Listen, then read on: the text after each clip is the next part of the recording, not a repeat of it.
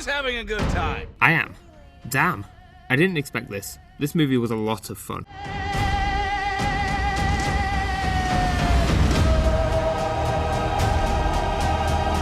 My expectations for this movie were so low that honestly, I'm not even sure they existed in the first place. Bald Eagle absolutely shot above these expectations, but that doesn't make it a masterpiece. Far from it. Margot Robbie absolutely stole this movie. She is Harley Quinn. She and Will Smith were the only things I liked about her. And it's good to know that having room to expand the character has actually helped her. Sure, there are times when Harley is fucking annoying, but that's kind of the point. Ewan McGregor was so cartoonishly evil, and I loved every moment of it. Honestly, most of the cast here seemed like they were having a blast making this movie, and I can always appreciate that. The last standout for me was Mary Elizabeth Winstead. Girl had some serious issues in this movie, but damn it was funny. The rest of the cast, in my eyes, were really weak though. Margot, Erin and Mary were doing such a good job that I think it actually made me realise that the rest of the cast weren't on par. Ella J. Basco was either doing a really good job or a really poor job, no in between. Rosie Perez had this thing where all of her dialogue was from a cheesy 80s cop drama, and it worked at the start, but by the end of the runtime it was getting to me. And Jurnee Smollett-Bell just fell flat. Don't get me wrong, none of these actors were bad, but half of the cast stood so far above the rest.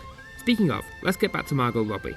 Welcome, punch! Shouldn't have been called Birds of Oh. This title isn't much better. Guys, how hard is it to add an "and" there? My point is that this is not a movie about hawks, it's a movie about Harley Quinn. And as someone who has never heard of the Birds of Prey prior to this movie, why did you decide to headline them in the title? I'm sure you would have done a lot better just calling this Harley Quinn and the Owls from the get-go. Although personally, I went to see the movie because I thought I was going to make fun of it to the benefit of almost 100 of you. Wow! Hey, why don't you help make that 100 if you're enjoying the video? I'm saying subscribe for more bird puns. But I'm not here to make fun of the movie. I'm here to get to the fucking point. This was Margot Robbie's movie. She pitched it, apparently, she headlines it very well, and she even chose the title. Yikes, that must hurt. The movie is also narrated by Harley Quinn, which works and doesn't at the same time. It works because I like the narration. It reminded me way too much of the first Deadpool movie, as in it was exactly the same as Deadpool. There were lots of fourth wall breaks and they worked, but here's where it falls apart. The pacing in this movie is god-awful. It jumps around, takes way too long to get to the point, and by the time you've been brought back to where the film is actually happening, you've forgotten what exactly that is because the flashback lasted way too long. The scenes on their own were fun, but together they were a jumbled mess.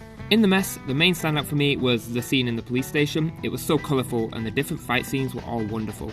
After seeing this, I'd happily take a short film that's just Harley escaping from that prison from Suicide Squad.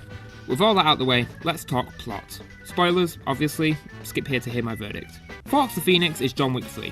Everyone wants to kill Harley Quinn, and Harley Quinn has yogurt too, so she can't die. Speaking of John Wick, all the action scenes here are something from those movies. Everything is so well choreographed, and every fight scene is unique. The plot of this one is that Harley and the Joker have broken up, and it's played for laughs pretty well. It was sort of fun seeing a maniac like Harley crying and being sad over a breakup, but they do move on from that pretty quickly. What doesn't happen quickly is the assembly of the Avengers. The movie spends so much time tying everything together, and I can appreciate the time spent, but the movie is almost over when everything finally does come together.